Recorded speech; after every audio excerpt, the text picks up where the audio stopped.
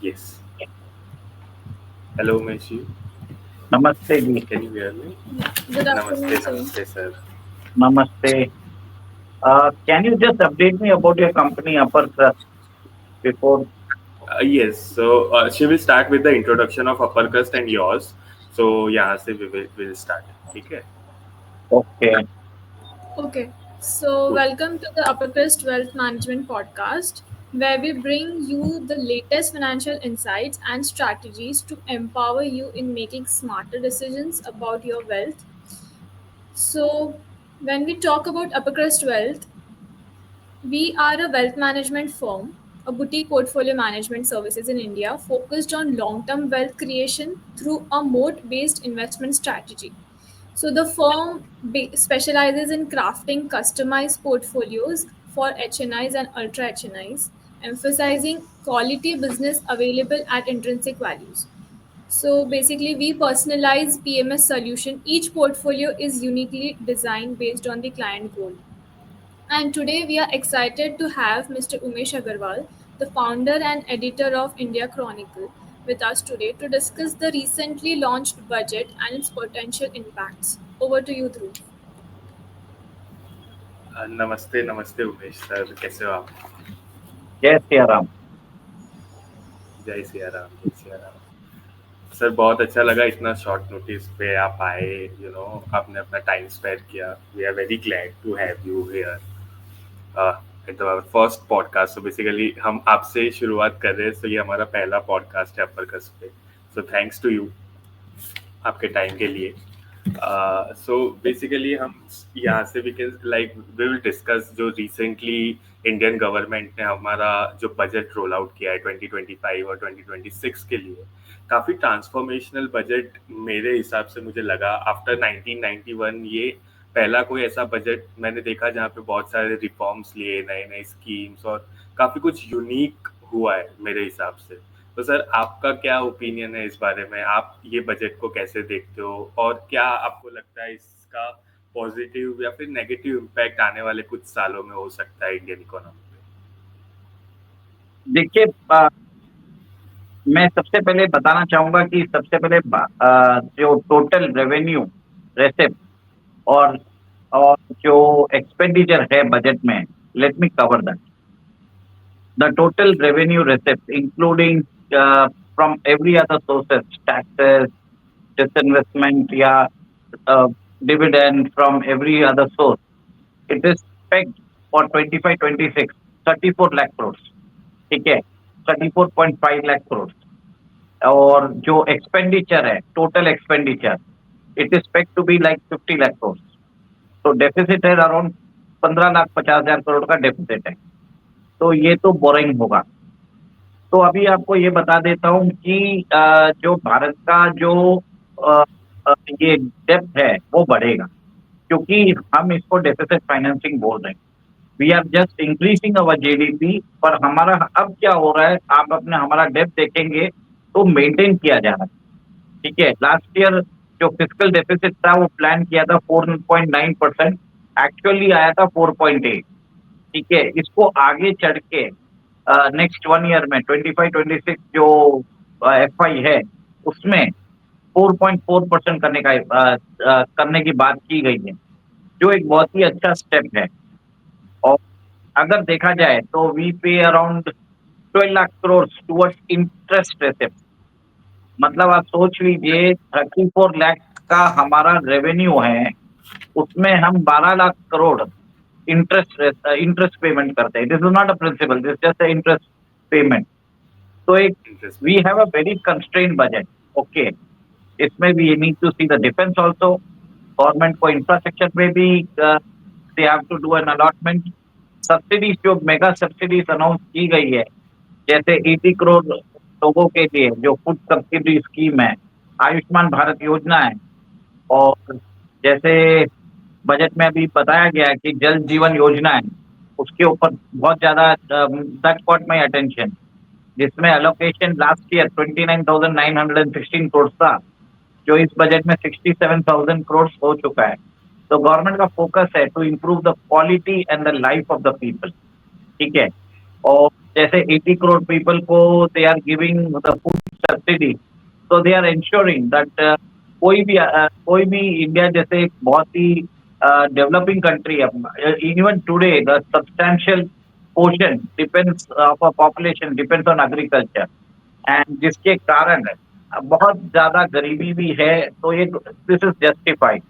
Defence के लिए भी है फिर मैं बाद में डिफेंस के लिए बाद में आऊंगा, बट आपने जो बोला है transformative budget, it's a really very good budget की first time we are doing, जैसे डायरेक्ट टैक्स कोड आने वाला है 2 दिन बाद, February 7 को, और इनकम टैक्स के अंदर exemption limit have risen like anything, so this is what I would like to say in my opening comment. काफी हद तक मैं एग्री करता हूँ सर आपकी बातों से। लाइक काफी ट्रांसफॉर्मेशनल बजट था, काफी कुछ यूनिक किया, काफी नए, जैसे आपने बताया जल जीवन योजना और काफी नई नई योजनाओं पे भी ज्यादा फोकस था। सो मैं लाइक रिसेंटली एक डेटा के थ्रू जा रहा था, तो कंजम्पशन सबसे बड़ा फोकस कहीं ना कहीं इंडियन गवर्नमेंट का था, क्योंकि पिछले कुछ महीनों से हम देखते आ रहे थे कि अर्बन कंजम्पशन में काफी एक स्लो डाउन आ रहा था, जिसकी वजह से हम देख रहे थे काफी सारी कंपनीज के भी रिजल्ट्स थोड़े बहुत न्यूट्रल आ रहे थे, क्योंकि स्पेंडिंग नहीं हो रही थी कहीं ना कहीं इकोनॉमी पे। सो कंजम्पशन को कहीं ना कहीं बूस्ट करने के लिए नया इनकम टैक्स एक्ट लाया, जहाँ पे उन्होंने लिमिट बढ़ा दी कि कॉमन पीपल के लिए जो इनकम टैक्स 12 लाख तक आप कुछ पे नहीं करोगे। सो उसकी वजह से कहीं ना कहीं मैं देख रहा था कि 1 ट्रिलियन रुपीज का जो बेसिकली इनकम था, क्योंकि 22%, अगर 1 रुपया इंडियन गवर्नमेंट कमा रहा है तो 22% तो सिर्फ इनकम टैक्स से आता है। सो इसमें से 1 ट्रिलियन रुपीज अगर कम हो रहे हैं तो ये काफी एक बड़ा रेवेन्यू सोर्स इंडियन इकोनॉमी के लिए कहीं ना कहीं कम हो रहा है। तो उसके सामने जैसे स्पेंडिंग है वो तो चेंज नहीं होने वाली, वो तो बढ़ती रहने वाली है। तो आपको क्या लगता है कि और मतलब कैसे जो Indian economy, Indian government plan कर रही है ये जो रेवेन्यू कम हो रहा है उसके लिए?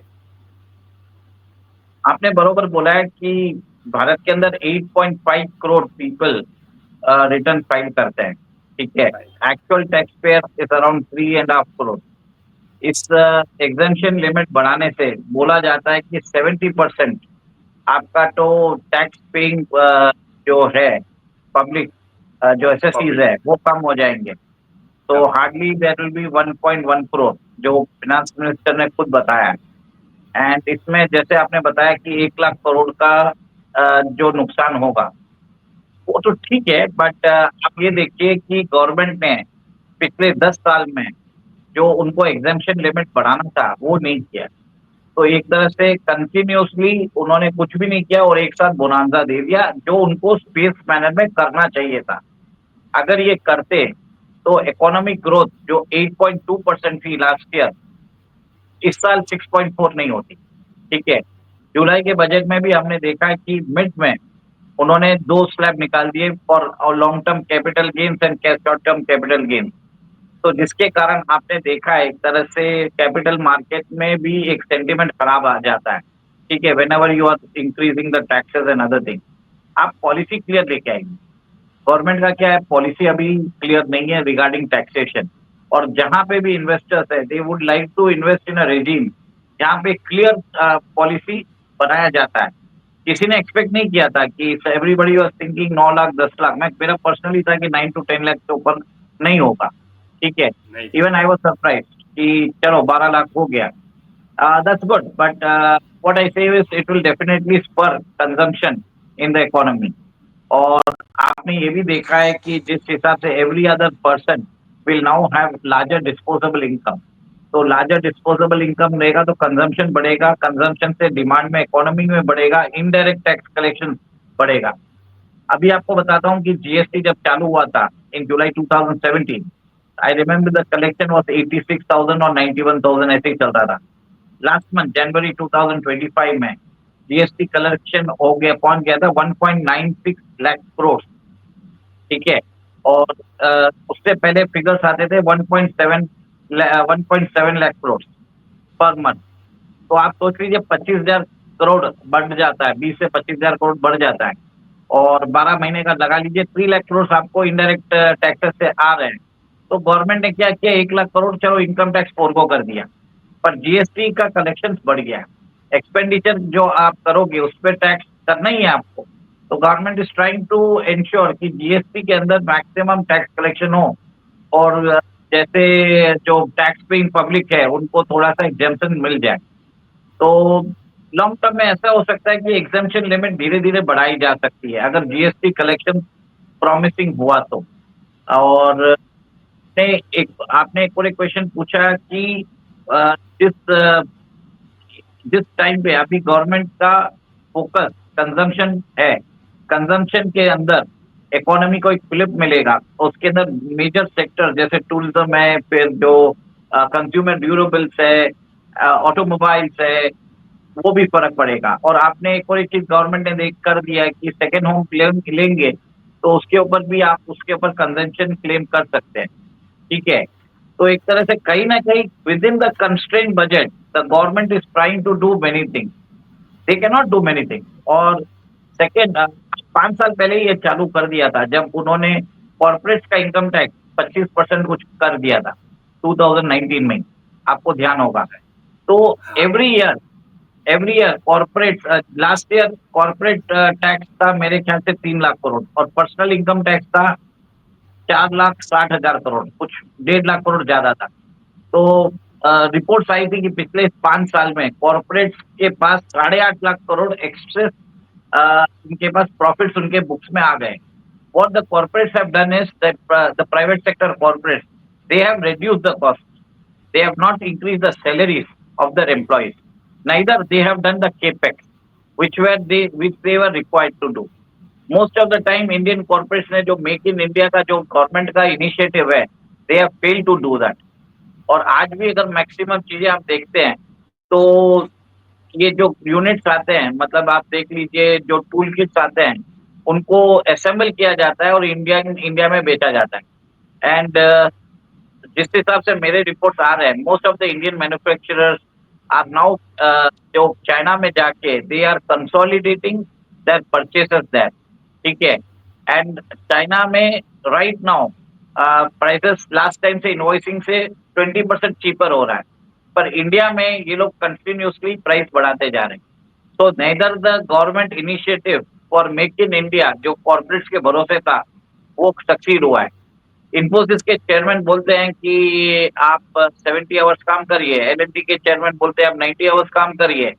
जब एचसीएल इन्फोसिस्टम जैसी कंपनी अपने जो बोनस डिक्लेयर करता है ये 4% करता है, और for the top performing employees, और इन्फोसिस जैसी कंपनी अपने एम्प्लॉयज को रेस नहीं देती है, then they talk about growth, how it is possible. you need to give raise to the salaries. Top management अपना पक्ष बढ़ाता जा रहा है, इसके बारे में ये सोचना जरूरत पड़ेगा इंडियन कॉर्पोरेट्स को। Rather than sermonizing everyone, they should look within their own thing that they have enjoyed the benefit. आप आपको जरूरी है कि इंडिया में इन्वेस्ट करो, इंडिया में जॉब क्रिएशन करो। अगर नहीं कर रहे हो तो अगर आप नहीं कर रहे हो जॉब क्रिएशन तो एटलीस्ट अपनी सैलरीज अपने एम्प्लॉयज की बढ़ाओ, वो भी नहीं कर रहे हो आप। मतलब आप सोच लीजिए इतना बड़ा प्रॉब्लम आ चुका है इंडियन कॉर्पोरेट्स को कि they are trying to deflect the attention. वो सबको मतलब एक गिल्ट मोड में ला रहे हैं, जैसे बताते हैं कि they are doing some great service. It is the middle class which is bearing the brunt. They are subsidising the corporate, they are subsidising वो फ्रीबीज जो 80 करोड़ जनता जो फ्रीबीज ले रहे हैं, we are doing the major full work. So right now the Indian corporates need to step in. मैं यही बताना चाहता हूँ। राइट, बहुत ही अच्छी बात आपने छेड़ी मेक इन इंडिया के बारे में, क्योंकि काफी टाइम से गवर्नमेंट का भी, जब से मोदी सरकार पावर में आई है तब से उनका कहीं ना कहीं एक ही फोकस रहा है कि मेक इन इंडिया, कि जितना हो सके हम अपनी डिपेंडेंसी दूसरे देशों पे कम करें और हम इंडिया में कहीं ना कहीं मैन्युफैक्चरिंग करना स्टार्ट करें। तो काफी स्टेप्स गवर्नमेंट ने भी लिए हैं। अभी इस बजट में भी हमने काफी देखा कि जो गवर्नमेंट का जो कैपिटल एक्सपेंडिचर था वो भी कहीं ना कहीं इम्पैक्ट हुआ। इवन सरकार चाहती है कि प्राइवेट सेक्टर आगे बढ़े, प्राइवेट सेक्टर अपना केपेक्स बढ़ाए, क्योंकि केपेक्स भी हमने देखा कि प्राइवेट सेक्टर की तरफ से काफी कम आ रहा है, जो आना चाहिए वैसे प्राइवेट सेक्टर की तरफ से केपेक्स नहीं आ रहा। तो सरकार भी चाहती है, नेग्लिजिबल है, बहुत नेग्लिजिबल, मतलब जो ग्रोथ आना चाहिए, जिस हिसाब से इंडिया ग्रो हो रहा है, जिस हिसाब से कंपनीज ग्रो हो रही है, उस हिसाब से वो कैपेक्स नहीं आ रहा है, या फिर नया नया इनोवेशन जैसे हम बोल सकते हैं कि कुछ इनोवेटिव स्टेप्स होने चाहिए। जैसे कि बहुत सारी कंट्रीज में हम देख रहे हैं कि रिसर्च के ऊपर, एआई के ऊपर इतनी सारी चीजें, इतने सारे डेवलपमेंट्स आ रहे हैं। लेकिन अगर इंडिया की बात करें, इतने रिसोर्सेज होने के बावजूद अभी गवर्नमेंट भी इतना स्टार्टअप्स को, एमएसएमईज को इतना सपोर्ट दे रही है, बट वो जो इनोवेशन आनी चाहिए वो कहीं ना कहीं हम लैग कर रहे हैं। तो आज ऑलमोस्ट मैं बोलूंगा कि 11 साल हो गया है मेक इन इंडिया के इस इनिशिएटिव को। तो आपको क्या लगता है कि अभी हम मेक इन इंडिया में कहाँ स्टैंड कर रहे हैं? अब क्या कुछ अचीवमेंट्स हुए हैं, या फिर आगे जाके कुछ और आपको क्या दिख रहा है मेक इन इंडिया के बारे में? देखिए, सबसे पहले तो आपको समझना पड़ेगा कि इंडियन गवर्नमेंट का, ये जो मोदी गवर्नमेंट का 11 साल हो गया, बरोबर बताया और सबको लगता होगा कुछ नहीं किया इन्होंने, ठीक है। पर 11 साल में आप देख लीजिए कि जो यूपीए रेजिम से जो स्कैम्स हुआ था, उसकी भरपाई की थी। We were into the fragile 5 से टॉप 5 आएंगे, आ चुके हैं। और आपने देखा है कि बेसिक एम्यूनिटीज जो गवर्नमेंट दे रहा है वो उन्होंने डिलीवरी कर रहे हैं, ठीक है। और आपको ये भी फिगर बता देता हूँ, government is spending 11.2 lakh crore on keeping. Sir, private sector within the last 6 years उनके पास प्रॉफिट है due to reduce income tax, they have 10 lakh crore. आप ये बताइए प्राइवेट सेक्टर कॉर्पोरेट्स क्या कर रहे हैं? We should ask them. Government को तो हम पूछेंगे ही, चलो अपने तो वो दे आर अकाउंटेबल, अगर नहीं किया तो अगले साल आप 4 साल बाद मोदी सरकार को हटा दीजिए, कोई प्रॉब्लम नहीं है। But what about the benefits did the private corporate sector took out of reduced corporate taxes? Have they provided commensurate increase in the form of increase of salaries to the employees? No. Investment किया है? No. Research and development किया है? No. तो किस बात का इनको हम दे रहे हैं benefit? It would have been better that we should have increased the taxes, क्योंकि ये कुछ तो कर नहीं रहे हैं। एंड इनफैक्ट इन्होंने अपना कॉस्ट कटिंग कर दिया है, 17% कॉस्ट कम किया है। तो मतलब एक्सप्लॉइटेशन ऑफ एम्प्लॉइज हो रहा है। इट इज बहुत ज्यादा लोग बोल नहीं सकते हैं, पर हम I am not here to mince words. जो है सही बात बोलो। और every time why should we ask the government is doing the work. इसके लिए मैंने स्टार्टिंग में स्टार्ट करने से पहले ही बोल दिया था, हमारी रेवेन्यू है 34.5 लाख करोड़ और प्रोजेक्टेड एक्सपेंडिचर है 50 लाख करोड़। तो मतलब सोचिए, रेवेन्यू 67 पैसा, खर्चा रुपया, ठीक है। तो ये डेफिसिट फाइनेंसिंग कितने दिन तक चलेगा? आप देख लीजिए, बजट के अंदर डिफेंस के अंदर जितना जरूरत था उसमें भी 9% में इंक्रीज किया है, 6.22 लाख करोड़ से 6.81 लाख करोड़। और उसमें भी the emphasis on domestic production and research and development में उन्होंने फंड बढ़ाया है। सब जगह government is working in a constraint finance, और अपना फिजिकल डेफिसिट भी 4.8 से 4.4 कर रहे हैं, जिसके कारण हमारा सॉवरिन रेटिंग घटे नहीं। और कहीं ना कहीं government is trying to bridge the gap, but everything you can't expect from the government. You need the private sector corporates to step in. Instead of bringing goods from China, they should do research and development. The big corporates, don't they have the facility? We talk about thousands of crores being spent on wedding and other things. अगर वैसा ही कुछ अगर focus होता AI के अंदर develop करने का, we could have created a DeepSeek earlier. The Indian corporates do not have the mentality. उनका अभी भी वो लाला माइंडसेट है। They don't want to invest in R&D. We talk about large grand marriages, but do we talk about innovation? नहीं है। We lament. आज हम अभी भी वही करेंगे, आगे भी वही करते जाएंगे, क्योंकि हर जगह you cannot expect the government to take the thing. Government has constraint. Sir, आप सोचिए, बेसिक नेसेसिटीज के लिए प्रोवाइड कर रही है फूड। पहले तो अभी पानी के लिए जल जीवन में आवास योजना बना रही है, और आपको मालूम है कि कहीं भी कितने फ्री स्कीम्स गवर्नमेंट लॉन्च कर रही है। Ultimately it is affecting the people only. जो अगर 2100-2500 रुपया जो भी दे रहे हैं, वो अगर लोगों के हाथ में जा रहे हैं, तो ultimately it is spurring consumption only. तो गवर्नमेंट अपना काम कर रही है, why are the corporates not doing? Simple. Right. Even पिछले कई सालों से हम देखते आ रहे हैं कि प्राइवेट से ज्यादा गवर्नमेंट के जो पीएसयूज है उन्होंने काफी प्रोग्रेस किया है। आप बोलिए, आप कोई भी पीएसयू का नाम लीजिए, उनका ग्रोथ कहीं ना कहीं प्राइवेट कंपनी से ज्यादा अच्छा है, उनके केपेक्स अच्छा है, उनका आरएनडी कहीं ना कहीं हमने देखा। इवन डिफेंस में भी हमारे पीएसयूज ने अपने आप को काफी अच्छा प्रूव किया है। तो कहीं ना कहीं मैं भी समझता हूँ, मैं भी एग्री करता हूँ कि गवर्नमेंट कितना हद तक आपको सपोर्ट करेगी। गवर्नमेंट वो सारा इकोसिस्टम प्राइवेट कंपनीज को दे रहा है जिसकी प्राइवेट कंपनीज को जरूरत है, बट कहीं ना कहीं हमारा प्राइवेट सेक्टर्स पीछे छूट रहा है वो इकोसिस्टम को यूज करने के लिए। Absolutely right. It is time it's time we to build the cat. आपको बोलना पड़ेगा. You can't look nicer to this corporates just because वो corporates के sensibilities को affect होगा. We cannot afford to remain silent. The company Reliance Retail है. It is doing collaboration with the Chinese company and launching in India.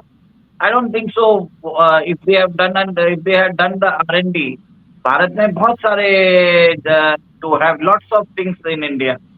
आप उसको यहाँ के brands को बढ़ाते, आप कहीं ना कहीं कोई भी एक ट्रेडिशनल कितने सारी चीजें हैं, आप गुजरात से आते हो, वहां पे आप डेवलप करते, बट तो माइंडसेट ही नहीं है कि उनका तो एक ही सिंपल सा माइंडसेट है, एन मास बाई करो और फ्लड द मार्केट. ऐसा नहीं होता ना sir. Right sir, I completely ये बात से। तो और एक चीज हमने देखी कि डिफेंस के बाद अगर सरकार कहीं कोई एक सेक्टर जहाँ पे ज्यादा फोकस कर रही है तो वो है रूरल डेवलपमेंट। रूरल डेवलपमेंट के लिए भी काफी सारा केपेक्स अनाउंस किया है, एक बहुत बड़ा नंबर केपेक्स अनाउंस किया है रूरल डेवलपमेंट के लिए।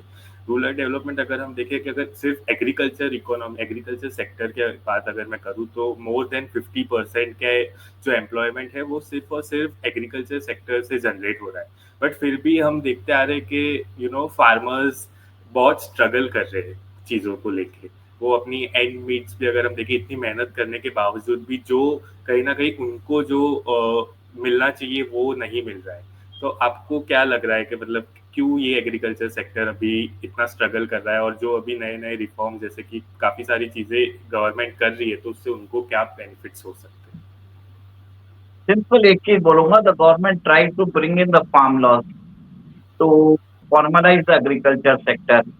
कॉर्पोरेट फार्मिंग को बढ़ावा देने की कोशिश कर रहे थे. They were trying to bring in free trade, but आपने देखा कि कैसे फार्मर्स प्रोटेस्ट हुए और 10 महीने के रोड ब्लॉक के बाद गवर्नमेंट को विड्रॉ करना पड़ा.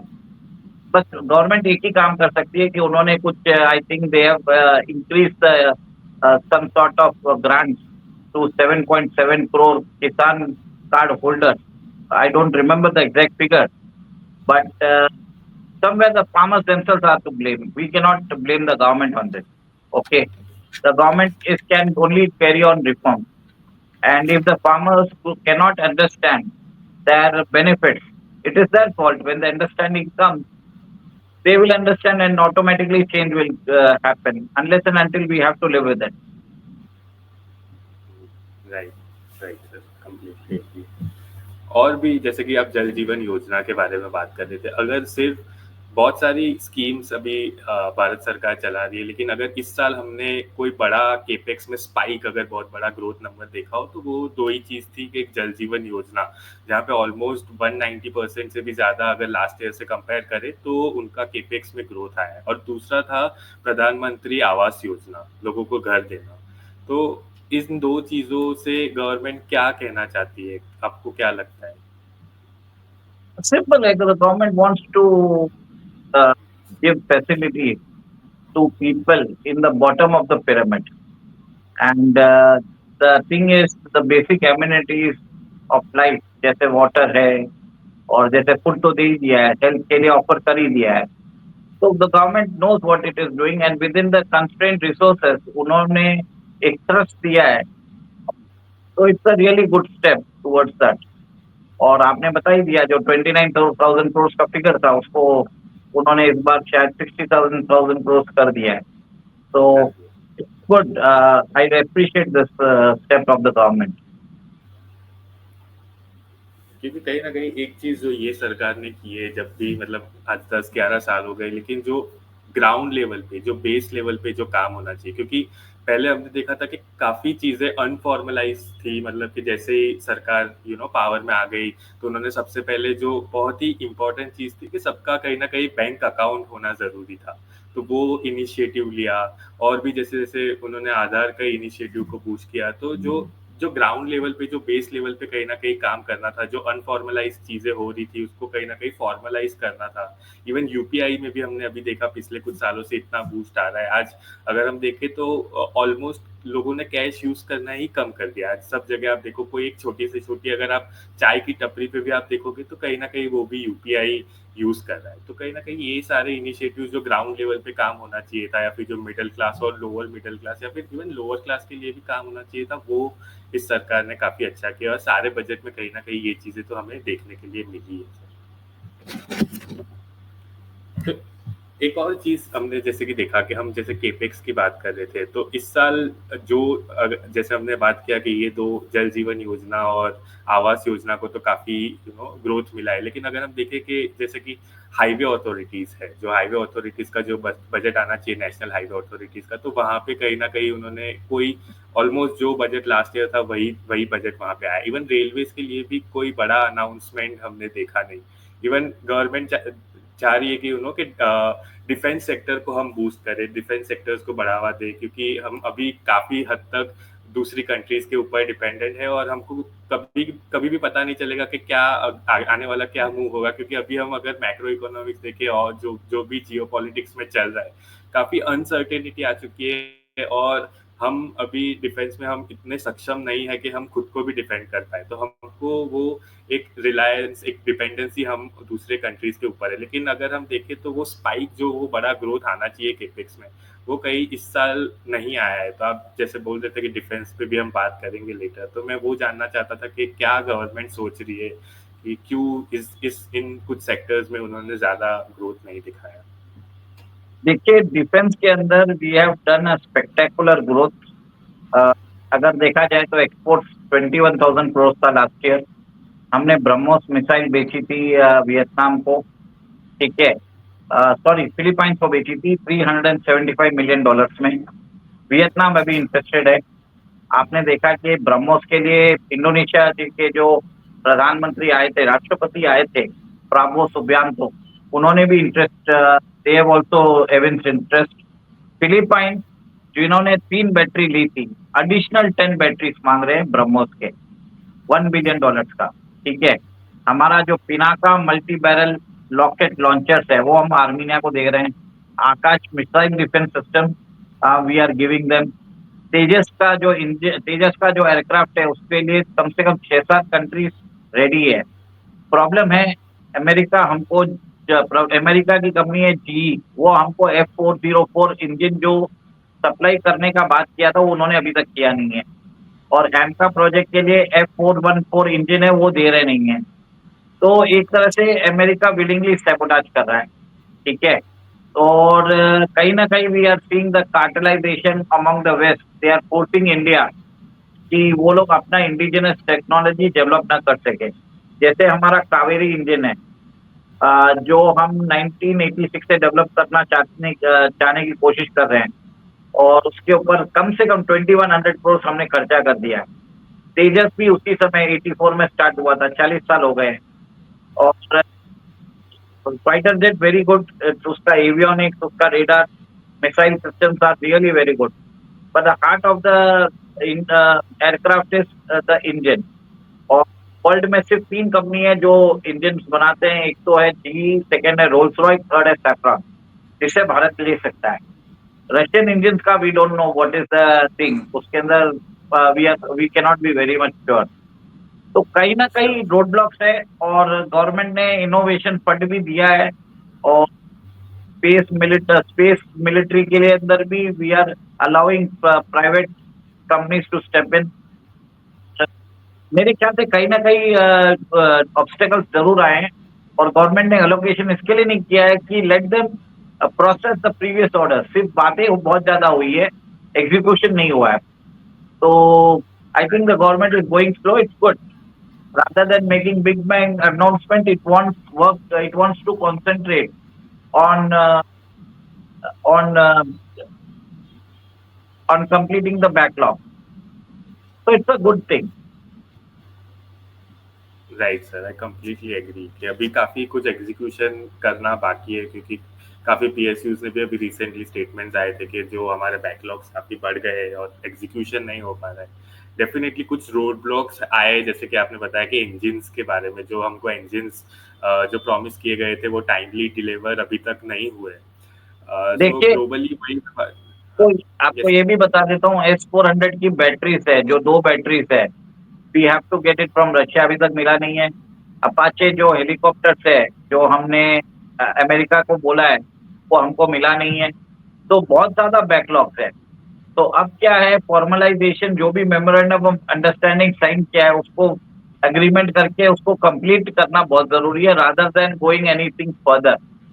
तो it's a good step. Right right right right right.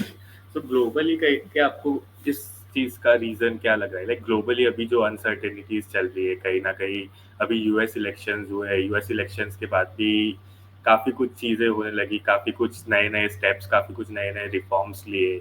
Even BRICS Nations की भी अगर हम बात करें तो उधर भी हमको काफी कुछ, जैसे यूएस की तरफ से जो रिफ्लेक्शंस आए जो इलेक्शंस के बाद, जो डोनाल्ड ट्रंप ने दिखाया कि वो भी कहीं ना कहीं ब्रिक्स नेशन को सपोर्ट कर नहीं रहे, वो भी बोल रहे कि ये चीज नहीं होनी चाहिए। तो उस बारे में आपका क्या, जियो पॉलिटिक्स का अभी जो आप सर्टेन अब देख रहे हो, अभी सर्टेनिटी क्या आपको लग रहा है? इंडिया कहाँ पे यहाँ स्टैंड कर रहा है, हम किसके सपोर्ट में है, या फिर हम कहाँ स्टैंड कर रहे हैं? देखिए, आपको ये बता देता हूँ, जियोपॉलिटिक्स में after the election of Trump बहुत कुछ चेंज हो गया है। तो एक तरह से रीअलाइनमेंट हो रहा है फोर्सेस का, और हम ये देख रहे हैं कि वर्ल्ड मल्टीपोलर ऑर्डर में जा रहा है। बट ट्रम्प का यूनिलैटरलिज्म, ट्रम्प का हीजेमनी, अमेरिकन एक्सेप्शनलिज्म सब देखने को मिलेगा। और next 4 years it will be Trumpism, that is equal to capitalism plus economic dictatorship. वो होगा। आपने देखा क्या पनामा के साथ हुआ, कोलंबिया के साथ हुआ, Mexico, Canada, El Salvador, India, सब लोगों ने उसकी बात मान ली है। I don't want to go too much into deep, सब लोगों को मालूम है कि क्या हो रहा है, टैरिफ्स कैसे लग रहे हैं। तो उसी हिसाब से you will see the stock market tumbling down because of uncertainty. There is no policy continuation. आप देख रहे हैं कि कितने सारे मल्टीलैटरल ऑर्गेनाइजेशन से विड्रॉ कर रहे हैं, और यूनिलैटरली आज सुबह उन्होंने ये भी बोल दिया कि I will take over Gaza.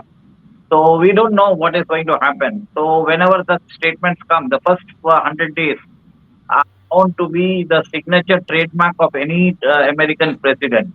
तो अभी तो मेरे ख्याल से 4 साल हो गए हैं, इनके 4 साल होने वाले हैं। तो 365 इंटू 4 करो तो 1460 प्लस एक, 1461 दिन का रूल है इनका। तो अभी तो 16 दिन हुए हैं। तो अब आप सोच लीजिए, नेक्स्ट मेरे हिसाब से नेक्स्ट 12 वीक्स ऐसे ही चलेंगे। वो गवर्नेंस 101st डे पे ही आएंगे। तो we don't know next 3 months में क्या होने वाला है, what he is going to say, और लोग कैसे अलाइन करेंगे। तो राइट नाउ जो है, आपने देखा कि कैसे क्रिप्टो बढ़ रहा है, गोल्ड बढ़ रहा है, स्टॉक मार्केट डाउन है। और मेरे ख्याल से गवर्नेंस पे आएंगे तो सडनली उनको ये रियलाइज होगा कि अमेरिकन बैंक फेल हो रहे हैं, तो स्टिमुलस वापस चालू करेंगे, जिसके कारण कैपिटल मार्केट में वापस रैली आने का मेरे को लगता है चांसेस है। और क्रिप्टो का प्रेडिक्शन किया हुआ है बिटकॉइन का कि it might go to 1 million rupee, 1 million USD from presently 100,000 USD, because Trump going to include Bitcoin in the foreign exchange reserves as well. So a lot of things are there on the geopolitical front. We can cover it some other day. It would take a lot of time to explain. But right, बहुत अच्छा sir. एक बहुत ही, एक जैसे हम बात कर रहे थे, एक अच्छा क्वेश्चन मेरे दिमाग में आ रहा है कि जैसे कि आपने बताया फॉरेन एक्सचेंज, तो कहीं ना कहीं अनसर्टेनिटीज की वजह से वो फॉरेन एक्सचेंज भी काफी इंपॉर्टेंट हो जाते हैं।